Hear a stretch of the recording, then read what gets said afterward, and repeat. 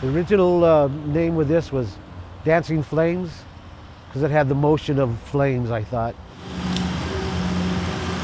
Okay, we did a sculpture for Commerce City, and we had a few extra half-inch rods that we used for this. Created with my dad, Jerry Jaramillo, and it was welded by both Eric Lopez and Danny Macias. We talked to the Cultural Council, and they decided it'd be a good idea to preserve it. It was rusting.